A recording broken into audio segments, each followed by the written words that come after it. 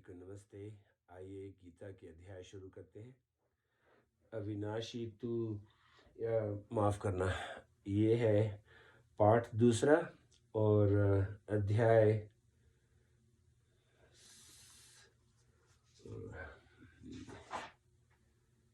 17वां। अविनाशी तू तद्विद्धि येन सर्वमिंद ततम विनाशम व्यय स्यायस्य न कश्चित् कृत महर्ति। अविनाशी तो उसको जान जिससे यह संपूर्ण संसार व्याप्त है। इस अविनाशी का विनाश कोई भी नहीं कर सकता।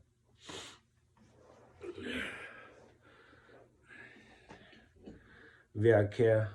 अविनाशी तू तद्विद्धि। पूर्व श्लोक में जो सत्य असत्य की बात कही थी, उसमें से पहले सत्य की व्याख्या करने के लिए यहाँ तू पद आया है। उस अविनाशी तत्व को तू समझ, ऐसा कहकर भगवान ने उस तत्व को परोक्ष बताया है। परोक्ष बताने में तात्पर्य है कि इंद्रता से दिखने वाले इस संपूर्ण संसार में वह परोक्ष तत्व ही व्याप्त है, परिपूर्ण है। वास्तव में जो परिपूर्ण है वही है, और जो सामने संसार दिख रहा है यह नहीं है। यहाँ तत्व पद से सत्य तत्व को परोक्ष रीति से कहने का तात्पर्य यह नहीं है कि वह तत्व बहुत दूर है, किंतु इंद्रियों और अंतःकरण का विषय नहीं है, इसीलिए उसको परोक्ष रीति से कहा गया है। येन सर्वामिंद ततम, ये पद गीता में 3 बार आए हैं। उनमें से यहाँ इस श्लोक में ये पद शरीरी के लिए आए हैं कि इस शरीरी से यह संपूर्ण संसार व्याप्त है। यह बात सांख्य योग की दृष्टि से कही गई है। दूसरी बार ये पद 8वें अध्याय के 22वें श्लोक में आए हैं। वहाँ कहा गया है कि जिस ईश्वर से यह संपूर्ण संसार व्याप्त है वह अनन्य भक्ति से मिलता है। अतः भक्ति का वर्णन होने से उपयुक्त पद ईश्वर के विषय में आए हैं। तीसरी बार ये पद 18वें अध्याय के 46वें श्लोक में आए हैं। वहाँ कहा गया है कि जिससे यह संपूर्ण संसार व्याप्त है उसका चारों वर्ण अपने अपने कर्मों द्वारा पूजन करें।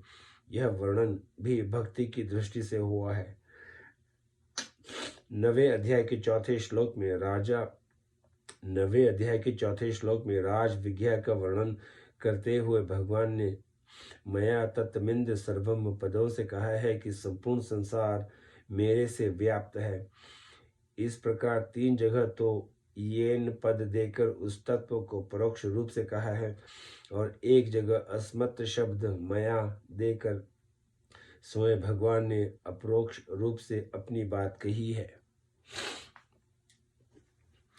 जिसको परोक्ष कहा है उसी का वर्णन करते हैं कि ये सब का सब संसार उस नित्य तत्व से व्याप्त है। क्षमा करना। जैसे सोने से बने हुए गहनों में सोना, लोहे से बने हुए अस्त्र शस्त्रों में लोहा, मिट्टी से बने हुए बर्तनों में मिट्टी, और जल से बनी हुई बर्फ में जल ही व्याप्त मतलब परिपूर्ण है, ऐसे ही संसार में वह सत्व तत्व ही व्याप्त है। अतः वास्तव में इस संसार में वह सत्व तत्व ही जानने योग्य है। विनाशम व्ययस्यायस्य न कश्चित् कृत महर्ति। यह शरीरी अव्यय, मतलब भगवान ने गीता में जगह जगह शरीरी को भी अव्यय कहा है और अपने को भी अव्यय कहा है। स्वरूप से दोनों अव्यय होने पर भी भगवान तो प्रकृति को अपने वश में करके स्वतंत्रता पूर्वक प्रकट और अंतर्धान होते हैं, और यह शरीरी प्रकृति के परवश होकर जन्मता मरता रहता है, क्योंकि इसने शरीर को अपना मान रखा है।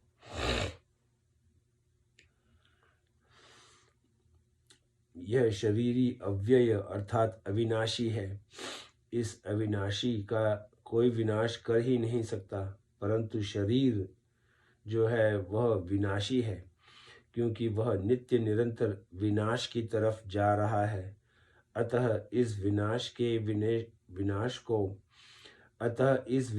के विनाश को कोई रोक ही नहीं सकता।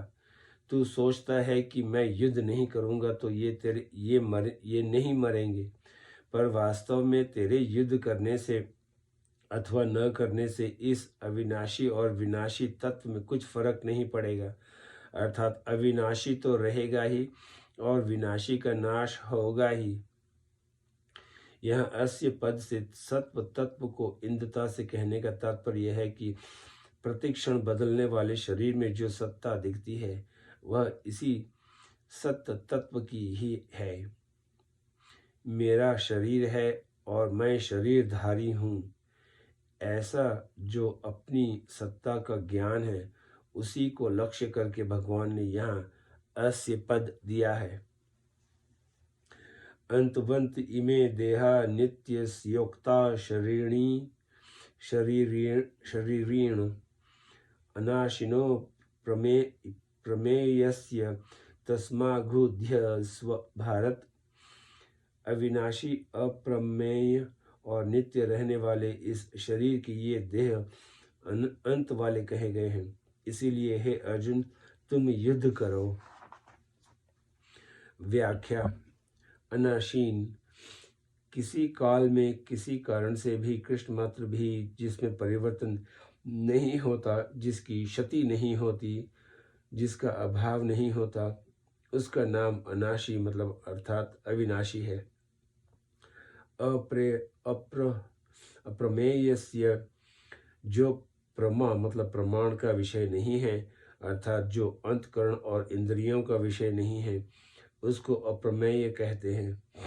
जिसमें अंतकरण और इंद्रियां प्रमाण नहीं होती, उसमें शास्त्र और संत महापुरुष भी प्रमाण होते हैं। शास्त्र और संत महापुरुष उन्हीं के लिए प्रमाण होते हैं जो श्रद्धालु हैं, जिसकी जिस शास्त्र और संत में श्रद्धा होती है वह उसी शास्त्र और संत के वचनों को मानता है। इसीलिए यह तत्व केवल श्रद्धा का विषय है, प्रमाण का विषय नहीं। आरंभ में तो यह तत्व श्रद्धा का विषय है, पर आगे चलकर जब इसका प्रत्यक्ष अनुभव हो जाता है तब यह श्रद्धा का विषय नहीं रहता। शास्त्र और संत किसी को बाध्य नहीं करते कि तुम हमारे में श्रद्धा करो। श्रद्धा करने अथवा न करने में मनुष्य स्वतंत्र है। अगर वह शास्त्र और संत के वचनों में श्रद्धा करेगा तो यह तत्व उसकी श्रद्धा का विषय है, और अगर वह श्रद्धा नहीं करेगा तो यह तत्व उसकी श्रद्धा का विषय नहीं है। नित्यस्य, यह नित्य निरंतर रहने वाला है, किसी काल में यह न रहता हो ऐसी बात नहीं है। अर्थात यह सब काल में सदा ही रहता है। अंतबंत इमे देहा उक्ता शरीरीण, इस अविनाशी, अप्रमेय और नित्य शरीर के संपूर्ण संसार में जितने भी शरीर हैं वे सभी अंत वाले कहे गए हैं। अंत वाले कहने का तात्पर्य है कि इनका प्रतिक्षण अंत हो रहा है। इनमें अंत के सिवाय और कुछ है ही नहीं, केवल अंत ही अंत है। उपयुक्त पदों में शरीरी के लिए तो एक वचन दिया है और शरीरों के लिए बहुवचन दिया है। इसका एक कारण तो यह है कि प्रत्येक प्राणी के स्थूल, सूक्ष्म और कारण, ये 3 शरीर होते हैं। प्रत्येक प्राणी के स्थूल, सूक्ष्म और कारण, ये 3 शरीर होते हैं। दूसरा कारण यह है कि संसार के संपूर्ण शरीरों में एक ही शरीरी व्याप्त है। आगे 24वें श्लोक में भी इसको सर्वगत पद से सब में व्यापक बताएंगे। यह शरीरी तो अविनाशी है और इसके कहे जाने वाले संपूर्ण शरीर नाशवान है। जैसे अविनाशी का कोई विनाश नहीं कर सकता, ऐसे ही नाशवान को कोई अविनाशी नहीं बना सकता। नाशवान का तो विनाशीपन ही नित्य रहेगा, अर्थात उसका तो नाश ही होगा। विशेष बात यहाँ अंतवंत इमे देहा कहने का तात्पर्य है कि ये जो देह देखने में आते हैं ये सब के सब नाशवान हैं, पर ये देह किसके हैं? नित्यस्त्य अनाशिन, ये देह नित्य के हैं, अविनाशी के हैं। तात्पर्य है कि नित्य तत्व ने जिसका कभी नाश नहीं होता इनको अपना मान रखा है। अपना मानने का अर्थ है कि अपने को शरीर में रख दिया और शरीर को अपने में रख लिया। अपने को शरीर में रखने से अहंता अर्थात मैंपन पैदा हो गया और शरीर को अपने में रखने से ममता अर्थात मेरापन पैदा हो गया। अहंता और ममता, यह स्वयं जिन जिन चीजों में अपने को रखता चला जाता है उन चीजों में मैंपन होता ही चला जाता है। जैसे अपने को धन में रख दिया तो मैं धनी हूँ, अपने को राज्य में रख दिया तो मैं राजा हूँ, अपने को विद्वान में रख दिया तो मैं विद्वान हूँ, विज्ञा में रख दिया तो मैं विद्वान हूँ, अपने को बुद्धि में रख दिया तो मैं बुद्धिमान हूँ, अपने को सिद्धियों में रख दिया तो मैं सिद्ध हूँ, अपने को शरीर में रख दिया तो मैं शरीर हूँ, आदि आदि। यह स्वयं जिन जिन चीज़ों को अपने में रखता चला जाता है उन चीज़ों में मेरापन होता ही चला जाता है। जैसे कुटुंब को अपने में रख लिया तो कुटुंब मेरा है, धन को अपने में रख लिया तो धन मेरा है, बुद्धि को अपने में रख लिया तो बुद्धि मेरी है, शरीर को अपने में रख लिया तो शरीर मेरा है, आदि आदि। जड़ता के साथ मैं और मेरापन होने से ही मात्र विकार पैदा होते हैं। तात्पर्य है कि शरीर और मैं स्वयं मतलब स्वयं, तात्पर्य है कि शरीर और मैं दोनों अलग अलग हैं। इस विवेक को महत्व न देने से ही मात्र विकार पैदा होते हैं। परंतु जो इस विवेक को आदर देते हैं, महत्व देते हैं, वे पंडित होते हैं। ऐसे पंडित लोग कभी शोक नहीं करते, क्योंकि सत्य ही सत्य है, सत्य सत्य ही है और असत्य असत्य ही है, इसका उनको ठीक अनुभव हो जाता है। तस्मात् युध्यस्व, क्षमा करना। तस्मात् का मतलब है यहाँ तस्मात् पद युक्ति समझाने में आया है, अर्थात युक्ति समझाने में आई गई, अर्थात युक्ति समझ में आ गई तो अब युद्ध करो। इस तरह गीता में तस्मात् पद का प्रयोग प्राय प्रकरण की समाप्ति पर अथवा युक्ति की समाप्ति पर किया गया है। जैसे दूसरे अध्याय के 30वें, तीसरे अध्याय के 19वें, 8वें अध्याय के 7वें और तथा 27वें अध्याय के आदि श्लोकों में तस्मात् पद प्रकरण की समाप्ति के लिए आया है, और दूसरे अध्याय के 25वें, 27वें, 37वें, 38वें, 68वें तथा 11वें अध्याय के 33वें आदि श्लोकों में तस्मात् पद युक्ति की समाप्ति के लिए आया है। यहाँ भगवान अर्जुन के लिए आज्ञा देते हैं कि सत्य असत्य को ठीक समझकर तुम युद्ध करो, अर्थात प्राप्त कर्तव्य का पालन करो। तात्पर्य है कि शरीर तो अंत वाला है और शरीरी अविनाशी है।